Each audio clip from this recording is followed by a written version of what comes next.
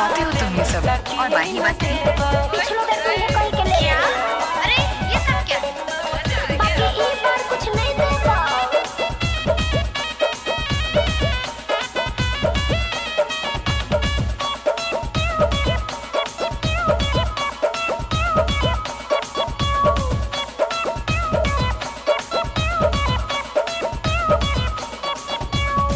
हमारा जैसन कहीं नहीं मिलता लफर दिलादार के वादा करो हियो साथ न छोड़बो तोरे से करबो प्यार के खाली प्यार करबे कि शादियो करबे?